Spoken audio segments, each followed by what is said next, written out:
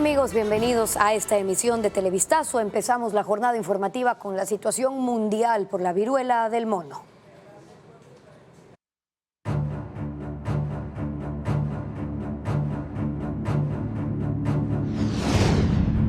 Viruela, la amenaza del mono.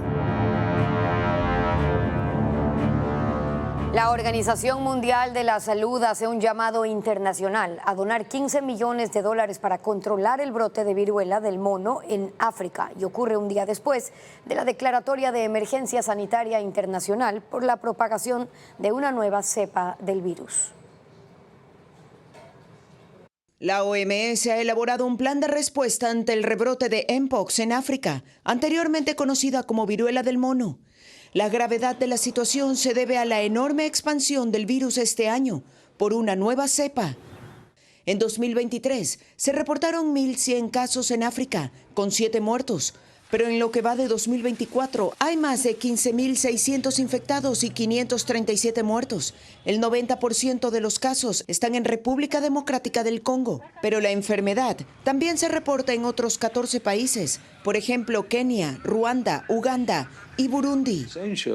El director de la OMS, Tedros Adhanom, señaló que ha invertido $1.030.000 del fondo de contingencia del organismo y tienen previsto liberar más dinero en los próximos días. Pero para llegar a los 15 millones que se necesitan, esperan donaciones de los países miembros de la organización. El plan incluye detección, aislamiento, personal médico entrenado para este tipo de emergencias, pues la rapidez de propagación no es la misma en todos los países. El actual brote se atribuye sobre todo al contacto sexual, pero también se puede contagiar por roces en la piel y el hablar o respirar muy cerca de un infectado. Las personas enfermas presentan fiebre, dolor corporal y úlceras en la piel, que aparecen primero en el rostro y luego en el resto del cuerpo. La Comisión Europea anunció la compra y donación de más de 215.000 dosis de la vacuna contra Mpox como respuesta al brote en África. Los expertos creen que no es necesaria la inmunización masiva, sino aplicarlas para quienes han tenido contacto cercano con algún contagiado, incluso trabajadores sanitarios y personas con sistema inmunológico débil. La viruela del mono es un virus altamente contagioso. Una persona con el virus puede transmitir la enfermedad incluso a 17 personas. En Ecuador, el Ministerio de Salud aún no ha socializado qué medidas se adoptarán, como lo informa Carla Delgado. Aunque la Organización Mundial de la Salud declaró desde el miércoles la emergencia sanitaria internacional por la viruela del mono, el Ministerio de Salud no ha emitido un pronunciamiento. La Organización Panamericana de la Salud instó desde la semana pasada a los países de América a que refuercen la vigilancia y detección en laboratorios, pero nada se conoce de cómo enfrentará esta nueva alerta el gobierno. El presidente de la Federación Médica Ecuatoriana, Wilson Tenorio, cree que no hay que minimizar el riesgo y que sería un error que con el antecedente de una pandemia en 2020, esta enfermedad tome nuevamente desprevenido al sistema sanitario. Hay que hacer vigilancia epidemiológica, activar los famosos hospitales centinelas, búsqueda activa de casos y obviamente pues la vacunación es una medida complementaria. En 2022, Ecuador registró más de 200 casos de viruela del mono. El Ministerio de Salud adquirió 5.800 dosis de vacunas, que según Tenorio ya no están disponibles para enfrentar un nuevo brote del virus. La viruela del mono o Mpox es un virus altamente contagioso. Una persona puede transmitir la enfermedad hasta a 17 personas. Los síntomas aparecen al 6º día. Fiebre, dolor de cabeza, dolor de espalda, y lo que se observa al 6º día, 5º, 6º día del contagio son ya las vesículas, que se observan los granitos, que más o menos al 9º o 10º día ya comienzan a generarse las llagas. Se conoce todavía poco de su letalidad. Sin embargo, los grupos de riesgo son las personas de la tercera edad o con el sistema inmune debilitado, en las que los efectos pueden ser graves. Una avalancha de respaldos para el presidente de la República se generó luego de la denuncia por violencia política de género que interpuso la vicepresidenta Verónica Abad. El gabinete ministerial en pleno, desde sus cuentas en redes sociales, no solo rechazó la pretensión de Abad de que se destituya a Noboa, sino que calificaron esa aspiración de intento de golpe de Estado. Fue una reacción en cadena. Cualquiera podría pensar que se trató de una acción comunicacional concertada y no de una manifestación espontánea de respaldo al jefe de Estado, que coincidentemente es también su jefe directo. No hubo ministro de Estado que desde las cuentas institucionales en redes sociales o desde las personales emitieran sendos comunicados que conjugaban el respaldo al presidente de la República con rechazos y adjetivaciones a la segunda mandataria, quien dicen ha osado en denunciar a Daniel Noboa, acusándolo de violencia política de género. Hubo quienes incluso se tomaron el tiempo de grabar videos que coincidían en forma, en fondo y en un detalle. Hoy ha llegado a nuestro conocimiento un intento desestabilizador del gobierno del Ecuador. A través de golpes de Estado. No lo vamos a permitir. El término golpe de Estado no está solo en los videos, sino también en el texto de las publicaciones. Que la vicepresidenta solicite en su denuncia la máxima sanción al presidente por el cometimiento de una infracción que deberá ser demostrada en un proceso en el que el mandatario tendrá oportunidad de defenderse, lo entienden como un intento de ruptura al orden constituido.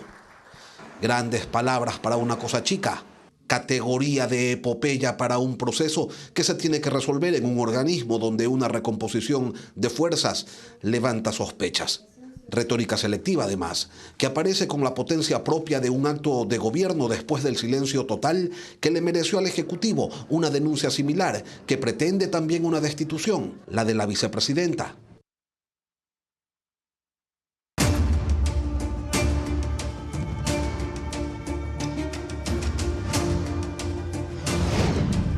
FMI, ancla o remolque. Una comisión de la Asamblea busca declarar ilegítima la deuda con el Fondo Monetario Internacional y exige al gobierno no pagarla. Televistazo inicia hoy una serie sobre las relaciones que ha mantenido el país con ese organismo internacional. Hoy, la primera entrega sobre los 23 acuerdos firmados por el Ecuador. Un informe de Adriana Bermeo.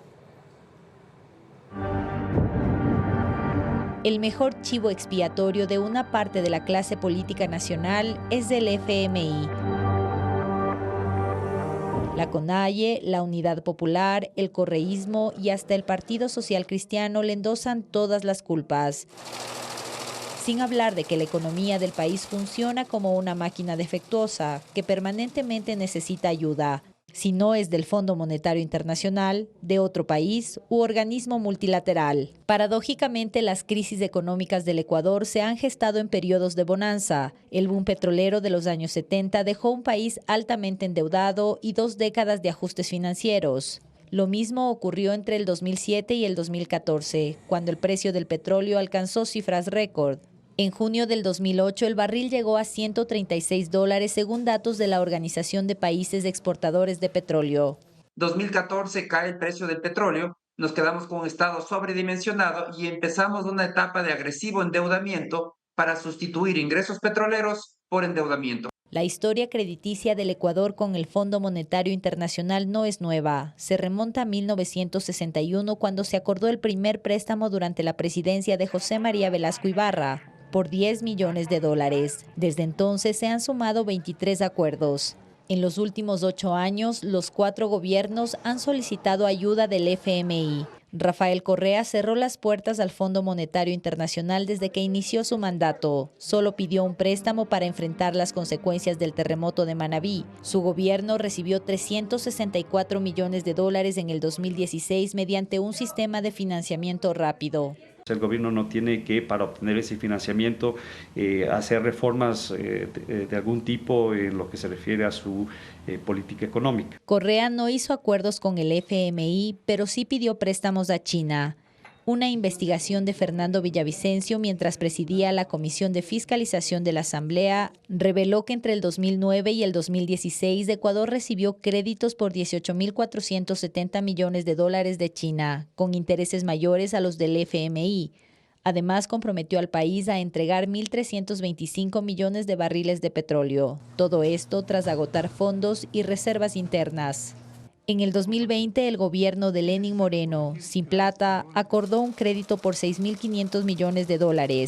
El Fondo Monetario Internacional desembolsó $4.000 millones entre septiembre y enero del 2021. y ese dinero se utilizó para sueldos a servidores públicos, proveedores, asignaciones y para disminuir el impacto de la pandemia. Por la profundidad del problema que teníamos, por el confinamiento, por la falta de recursos, etcétera, se requería que la mayor parte del desembolso sea en plazo corto y efectivamente se consiguió. El gobierno de Guillermo Lasso, también sin recursos, dio continuidad al acuerdo de Lenín Moreno y recibió 3 desembolsos. $800 millones en septiembre del 2021, 1.000 millones en mayo del 2022 y $700 millones en diciembre del mismo año, completando así los $6.500 millones del crédito. Daniel Noboa, que llegó a la presidencia hace 9 meses, igualmente sin dinero en las arcas, regresó al FMI, institución a la que el país debía $7.967 millones, una cifra que Noboa aumentó. Mañana, en la segunda entrega, revisaremos las condiciones en las que el gobierno de Noboa llegó a un acuerdo con el organismo internacional. El Partido Social Cristiano confirmó su binomio presidencial para las elecciones de 2025. Serán Henry Kronfle y Diana Pasley. Ya le contamos.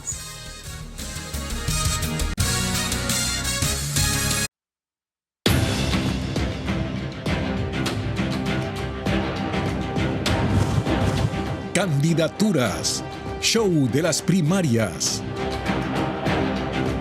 Hace pocos minutos el Partido Social Cristiano confirmó que su binomio presidencial para las elecciones será Henry Kronfle y Diana Pasley. Esta mañana la agrupación política realizó sus comicios primarios en Guayaquil. Luisa María Heredia cubre esa cita. Sí, tal y como estaba previsto en su convención nacional, que todavía a esta hora, a la 1:18, se desarrolla aquí en el Teatro Federador en Guayaquil, las 6. El Partido Social Cristiano oficializó al binomio que lo representará en las próximas elecciones generales del 2025. Lo conforman el titular de la Asamblea, Henry Kronfle, y también la legisladora de la bancada de las 6 y aliados, Diana Pasley. Esta propuesta se la hizo la directiva a Kronfle a finales de junio, una vez que se conoció que Jan Topping no repetiría la candidatura presidencial con el respaldo del Partido Social Cristiano, y pues se formaliza hoy, una vez que en las primarias ha recibido el respaldo unánime de la militancia. En su discurso, Kronfle hizo un recuento de cuáles serían las propuestas de su campaña. De hecho, habló que como parte del plan de gobierno reduciría el IVA cero para todos los productos que forman parte de la canasta familiar, también para insumos agrícolas y médicos, y que luego llevaría el IVA general al 10% al finalizar su periodo de gobierno, e invitó a los ciudadanos a reflexionar el voto. Escuchemos parte de la intervención de Henry Kronfle. Hace 40 años que no somos gobierno. Los que conformamos las 6 y aliados no somos un equipo de fracasados ni de aprendices. Por el contrario, somos personas capaces, con fuerza, energía y experiencia de años. El Ecuador no aguanta más improvisaciones, ni desaciertos, ni excusas. Hoy, con mucha humildad, acepto la designación de la candidatura a la presidencia del Ecuador.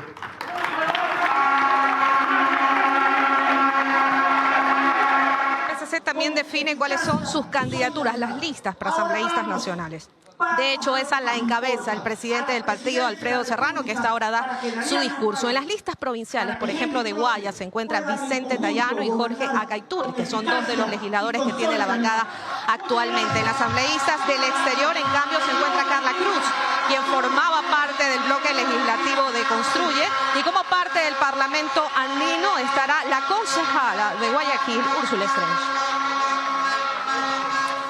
2 nuevos candidatos se suman a la carrera presidencial. Eduardo Sánchez se postula por el Movimiento Reto y Juan Cueva Vivanco por Amigo.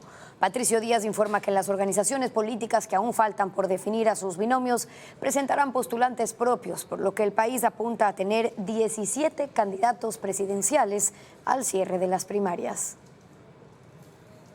Los movimientos Reto y Amigo confirman sus candidatos presidenciales. Eduardo Sánchez será el postulante a la presidencia de Reto. Es un empresario que lideró el movimiento en la anterior elección y acompañó a Javier Hervas como candidato a la Asamblea Nacional. La tarde de este jueves se hará su presentación oficial en Guayaquil y se dará a conocer quién será la candidata a la vicepresidencia. El Movimiento Amigo concluyó sus primarias y aunque otro postulante se había promocionado por organización política, esta se decidió por Juan Cueva Vivanco, ingeniero lojano en electrónica y telecomunicaciones. Su compañera como candidata a la vicepresidencia será la actual parlamentaria andina y ex legisladora Cristina Reyes, que se separó hace 2 años del Partido Social Cristiano y ahora se presenta por Amigo. Yacu Pérez está entre las opciones como candidato a la Asamblea Nacional. Creo decidirá su binomio hasta el próximo sábado.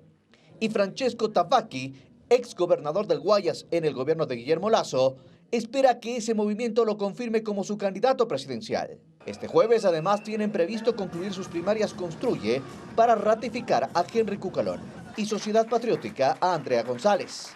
Avanza y Pueblo Igualdad y Democracia han confirmado que presentarán sus postulantes a la presidencia hasta el sábado, último día de primarias. Si eso se ratifica, el país tendrá 17 candidatos presidenciales.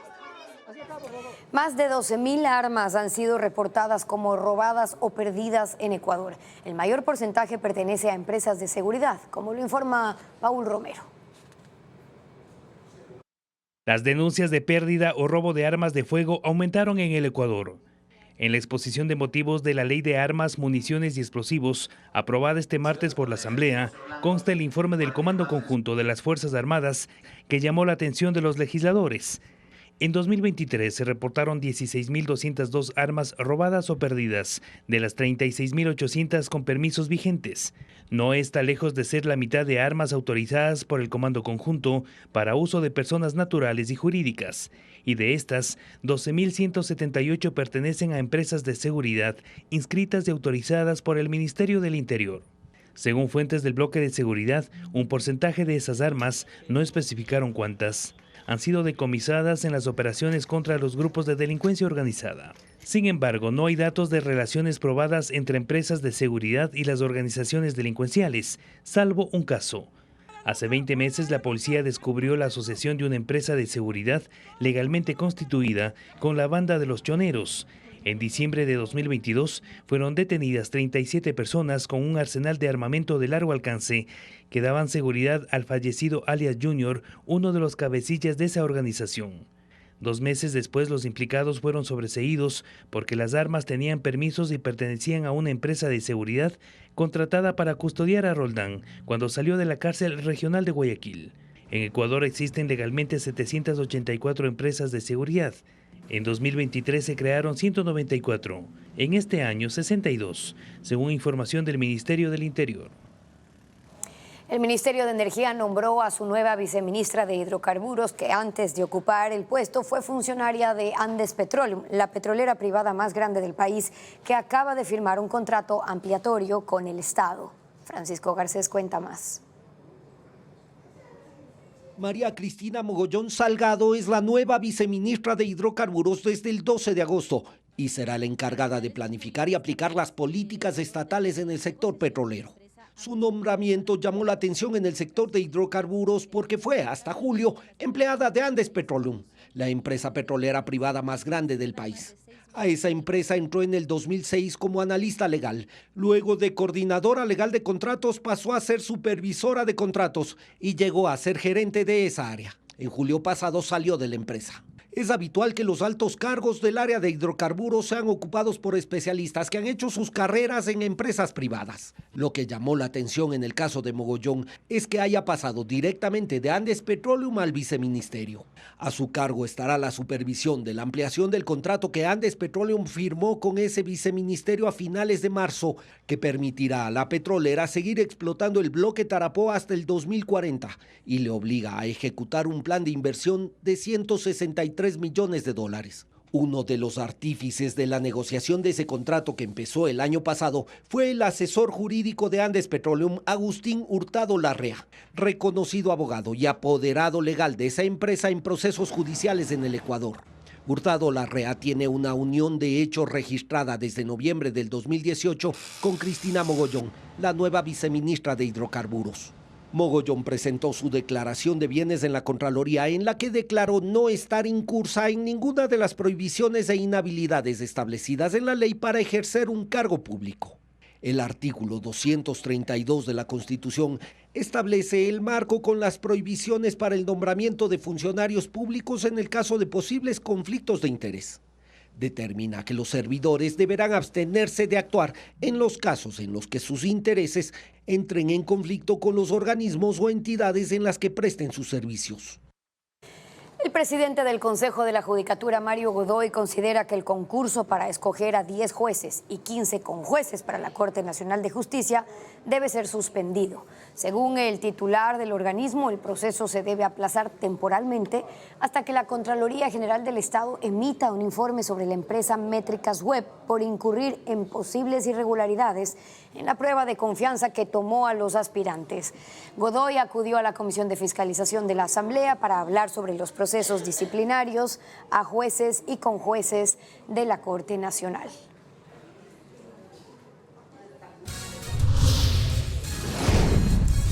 Dictan prisión preventiva para 20 de los 24 detenidos por delincuencia organizada. Ya le contamos cómo tenían contratos con instituciones municipales de Durán.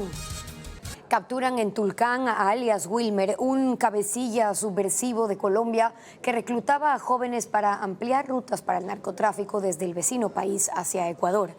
Anoche fue deportado bajo fuertes medidas de seguridad en el puente internacional Rumichaca. Edgar Moncada Acevedo, alias Wilmer, cabecilla principal del grupo armado de Colombia, Urias Rondón de las disidencias de las FARC, fue capturado en el sector Nuevo Amanecer al sur de Tulcán. Agentes de inteligencia lo localizaron en una vivienda donde también incautaron $20,000 en pesos colombianos, correas portafusil, un dron y un computador con información sobre el reclutamiento de jóvenes de entre 17 y 20 años. La mayoría de lo que se encontró eran ecuatorianos, pues se presume que él estaría reclutando gente para formar algún grupo subversivo aquí en la provincia. Según la policía, alias Wilmer poseía hojas de vida y fichas de datos destinadas a la instrucción de guerrilla con el objetivo de controlar rutas de narcotráfico desde Colombia hacia Ecuador. Que está operando este momento en Colombia y que la finalidad de reclutar más gente era para ocupar los sectores de Chical, Maldonado y hasta San Lorenzo por la línea de frontera, desde luego desde el lado colombiano. Bajo un fuerte operativo de seguridad, la noche de este miércoles en el puente internacional de Rumichaca, alias Wilmer fue entregado a la policía colombiana donde es requerido por terrorismo, tráfico de armas y homicidio agravado. Estados Unidos apoya el informe de Naciones Unidas que cuestiona el sistema electoral venezolano, mientras que la Oficina de Derechos Humanos de la ONU demanda el cese de la represión contra los opositores y pide una investigación sobre la muerte de al menos 25 manifestantes. El resultado de las elecciones en Venezuela sigue en la mira de la comunidad internacional, pues luego de 2 semanas, el Consejo Electoral sigue sin publicar las actas y la Sala del Tribunal Supremo de Justicia que audita el proceso y que está controlada por el régimen tampoco se ha pronunciado. Mientras que el Centro Carter y el panel de expertos de Naciones Unidas han declarado que la proclamación de Maduro como supuesto ganador carece de sustento. Sus informes son fundamentales a la hora de abordar la legitimidad del proceso y Estados Unidos ha pedido a Nicolás Maduro que se sincere y reconozca el resultado. La portavoz de la Casa Blanca da crédito al informe de la ONU, del cual destaca que el opositor Edmundo González Urrutia ha obtenido la mayoría de los votos y eso está claro. Y lo hemos dicho una y otra vez, señala, y seguiremos diciéndolo.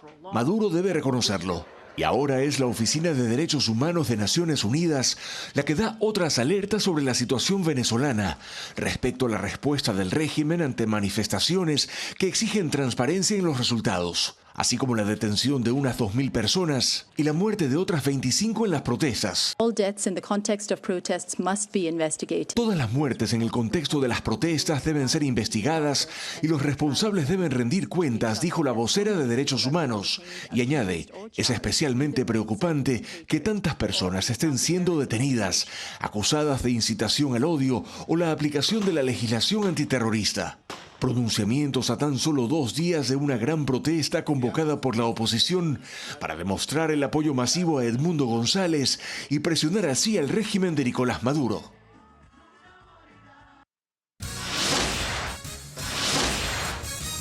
¿Qué pasó con los carros comprados por el municipio de Quito que no fueron aceptados por los concejales?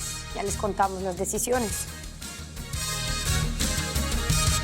20 de los 23 procesados por delincuencia organizada detenidos ayer en Durán, Guayaquil, Daule y San Borondón fueron trasladados a la cárcel. En la audiencia de formulación de cargos les dictaron prisión preventiva y son investigados por pertenecer a la organización Chone Killers, que tenían contrato con instituciones municipales de Durán, entre ellos 10 funcionarios públicos y 5 empleados de las empresas contratadas.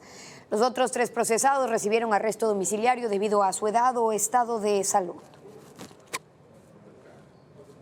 Y sobre ese mismo caso, la policía explicó que por medio de empresas que eran legalmente constituidas, se logró tener contratos con instituciones del Cantón Durán con el fin de lavar dinero producto del narcotráfico. Y para ello, familiares de los Chone Killers o sus aliados trabajaban en el municipio, en la agencia de tránsito, en el cuerpo de bomberos y en el registro de la propiedad. A continuación, los detalles.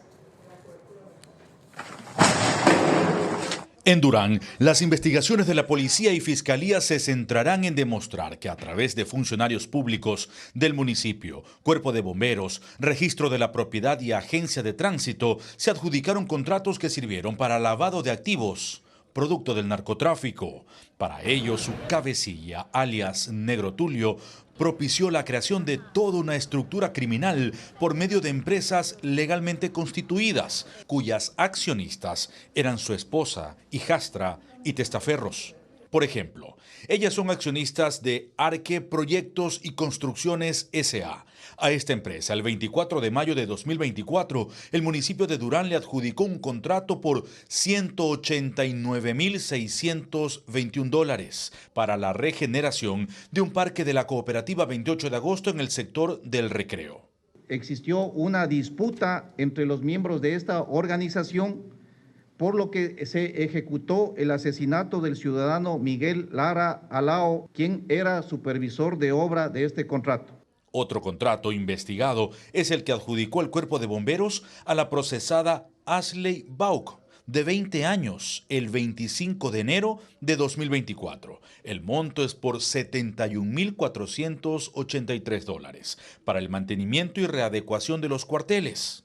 Son 4 empresas bajo la lupa de las autoridades. Que esta organización criminal gestionaba con directivos de la Agencia de Tránsito de Durán para obtener beneficios a través de contratos de varias obras, indicando que se use materiales de baja calidad y así generar nuevas contrataciones con la misma empresa proveedora. Aún no se establece cuánto dinero se logró lavar por medio de estos contratos, pero según los agentes, todo era ordenado por el Negro Tulio, deportado desde Panamá el 1 de junio y trasladado a La Roca. Desde ahí ordenaba desde quién iba a ser director de la terminal terrestre hasta los sicariatos, pasando por la ejecución de los contratos. Por ello, parte de la modalidad requería que sean familiares o amigos quienes laboren en las dependencias municipales. Y aunque según los investigadores no iban a trabajar, se dedicaban a presionar para que se firmen los contratos o se paguen las planillas de las obras que les interesaban. En los 4 meses de investigación se logró evidenciar que también financiaban sus operaciones por medio de extorsiones, tráfico de droga, armas y tierras. Revelador testimonio del ex juez de Paján, Simón García, detalló cómo ayudó al abogado Cristian Romero para liberar a Salcedo. Ya volvemos con las declaraciones. El presidente Daniel Noboa confirmó el inicio del estiaje y emitió un decreto para intentar mitigar sus efectos en la generación de energía. El caudal en el río Paute se encuentra en niveles mínimos históricos y ya se ejecuta un plan de ahorro de agua en el complejo hidroeléctrico integral. Lo informa Luis Alfredo Zúñiga. Ya son 34 días sin lluvias en el Austro. El gobierno ha confirmado que el estiaje empezó y con ello el abastecimiento de energía en el país una vez más se pone en riesgo. De los 4 ríos de Cuenca, el Tomebamba ya está en estiaje. Su caudal es de menos de 1 metro cúbico por segundo, cuando lo normal es que llegue a 5 o 7, mientras el Yanuncay y el Tarqui están en niveles bajos. La situación es alarmante porque estos 4 afluentes abastecen al río Paute, que a su vez alimenta las hidroeléctricas Mazar, Molino y Sopladora, que conforman el complejo Paute Integral, que cubre el 35% de la demanda nacional. Televistazo recorrió el embalse Mazar de 31 kilómetros de extensión que se abastece del río Paute. Aquí el caudal normal es de 150 metros cúbicos por segundo, pero a las 10 de la mañana de ayer estuvo en 18.45. La entrada de agua es mínima. Pese a esto, no se observa una reducción significativa en la reserva. Y es que ante el estiaje, aquí ejecutan un plan para cuidar el nivel del embalse, ahorrando agua. Así ocurre en las hidroeléctricas Mazar, Molino y Sopladora. Para lograrlo, se disminuyó la generación de energía en las 3 centrales. En julio, con lluvias altas, la demanda nacional de energía se cubrió en un 90% con hidroeléctricas. Solo el complejo Paute Integral generó un promedio de 1.600 megavatios. Y en contraste, este miércoles solo llegó a 784, menos de la mitad. Para mantener esos niveles y compensar lo que no se genera por esta vía, el Ministerio de Energía informó que se está comprando a Colombia a un costo de 10 a 16 centavos el kilovatio. Las medidas se mantendrán, pues el escenario no es alentador para los próximos días. El INAMI ha pronosticado que no habrá lluvias significativas en lo que resta de agosto. El ex juez de Paján, Simón García, reveló cómo ayudó al abogado Cristian Romero para liberar a Daniel Salcedo. Nombró a la primera vicepresidenta de la Asamblea, Viviana Veloz, y a un ex asambleísta de la Revolución Ciudadana. Fabiola Santana con el resumen de ese testimonio. En la Corte Nacional de Justicia, el ex juez de Paján, Manaví, Simón García, rindió su testimonio anticipado dentro del caso Plaga. En la diligencia reveló que vendió sentencias para favorecer procesos impulsados por los abogados Cristian Romero y Lenin Vimos, también procesados.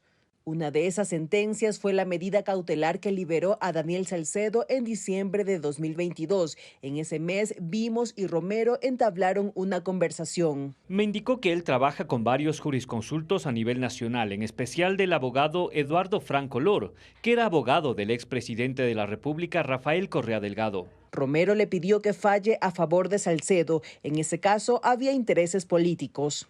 Me dijo que requiere esta medida cautelar, pero con la venia política que tiene el respaldo de una persona de la Revolución Ciudadana, asambleísta por dicho movimiento político de nombres Viviana Veloz. Según él, la conversación continuó en la oficina de un abogado asesor del entonces asambleísta correísta por Manaví, Joao Acuña. Conversaron frente a nosotros.